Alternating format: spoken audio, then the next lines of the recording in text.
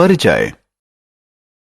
दिसंबर की एक चमकीली सुबह में श्रेया अपने लॉन में बैठी है। वह देखती है कि माली लॉन की घास काट रहा है। उसे आश्चर्य हुआ कि क्या यह जानना संभव है कि माली ने घास काटने के दौरान कितने क्षेत्र की घास काटी। वह यह भी जानना चाहती है कि क्या लॉन के घेरे के लिए गणित में कोई दूसरा नाम है। इस पाठ में हम क्षेत्रफल और परिमाप के बारे में चर्चा करेंगे। आओ सीखें। गिनती द्वारा क्षेत्रफल की गणना करना। सूत्र की सहायता से क्षेत्रफल की गणना करना। जियो बोर्ड की सहायता से क्षेत्रफल की गणना करना। सूत्र की सहायता से परिमाप की गणना करना।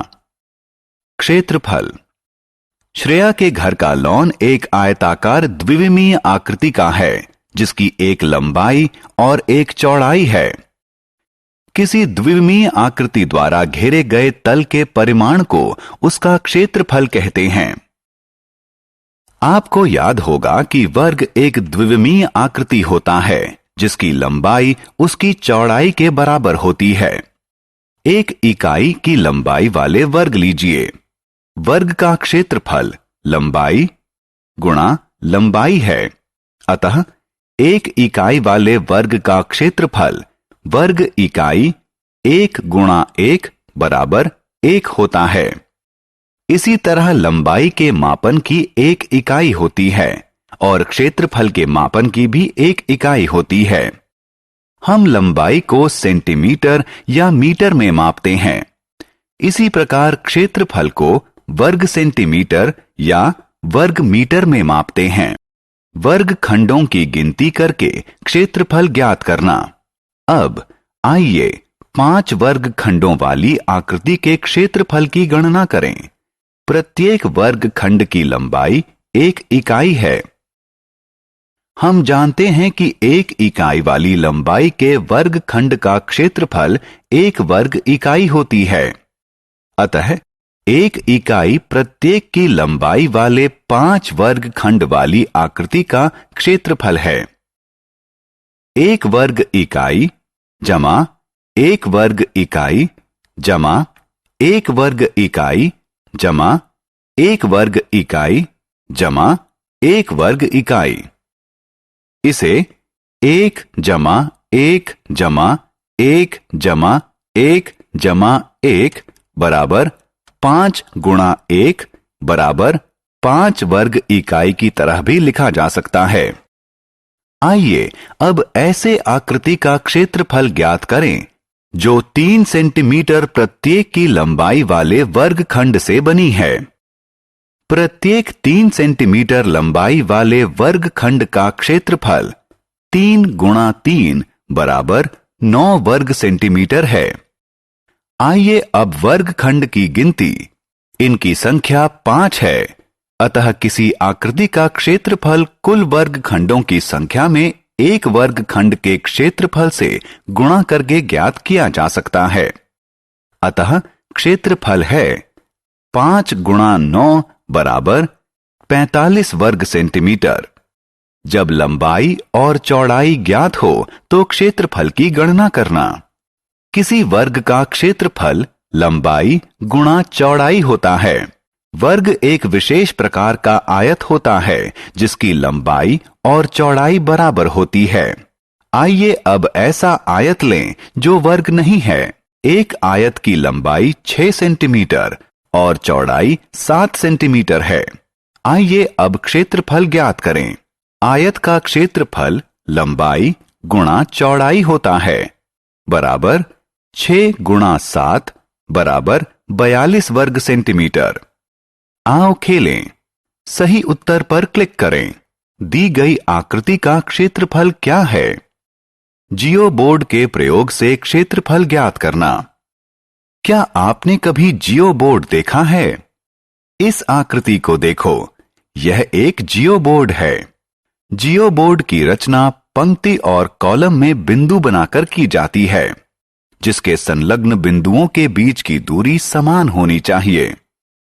आइए दी गई आकृति का क्षेत्रफल जियो बोर्ड की सहायता से ज्ञात करना सीखें। सबसे पहले आकृति में जैसा दिखाया गया है, स्क्रीन पर वैसी 5 सेंटीमीटर, 4 सेंटीमीटर, 2 सेंटीमीटर, 1 सेंटीमीटर और 1 सेंटीमीटर की लंबाई की 5 पंक्तियां खींच लें। जियो बोर्ड के 2 संलग्न बिंदुओं के बीच की दूरी 1 सेंटीमीटर है।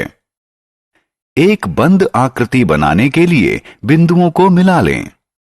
आकृति में दिखाए गए तरीके से उसके भीतर के सभी बिंदुओं को वर्गखंड बनाने के लिए क्षैतिज और ऊर्ध्वाधर रूप से मिला दें। अब वर्गखंडों को गिनने का समय है। प्रत्येक वर्गखंड का क्षेत्रफल 1 वर्ग सेंटीमीटर है। पूरी आकृति का क्षेत्रफल एक वर्गखंड के क्षेत्रफल और कुल वर्गखंडों की संख्या के गुणनफल के बराबर होगा, जो कि बराबर 17 गुणा 1 बराबर 17 वर्ग सेंटीमीटर है। परिमाप किसी द्विविमीय आकृति के चारों तरफ की कुल दूरी को उसका परिमाप कहते हैं। दूसरे शब्दों में किसी आकृति का परिमाप उसके घेरे की लंबाई होती है। परिमाप ज्ञात करना। आयत का परिमाप।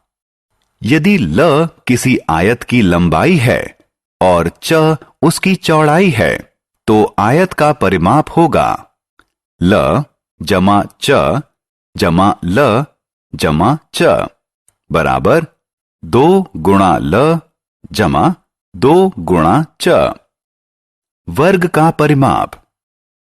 आप बोल सकते हैं कि वर्ग एक विशेष प्रकार का आयत है जिसकी लंबाई और चौड़ाई बराबर होती है। अगर क किसी एक भुजा की लंबाई है तब उसका परिमाप बराबर होगा क जमा क जमा क जमा क बराबर 4 गुणा क। त्रिभुज का परिमाप। आप जानते हैं कि त्रिभुज 3 भुजाओं वाली आकृति होती है। यदि क ख ग त्रिभुज की 3 भुजाएं हैं तो इसका परिमाप होगा क जमा ख जमा ग। आइए किसी दी गई आकृति के परिमाप की गणना करना सीखें। किसी दी गई आकृति का परिमाप ज्ञात करने के लिए उसकी सभी भुजाओं की लंबाई को जोड़ दीजिए, जो कि 2 जमा 6 जमा 8 जमा 2 जमा 3 जमा 5 जमा 4 बराबर 32 सेंटीमीटर है। आओ खेलें। आकृतियों का उनके परिमाप से मिलान करें।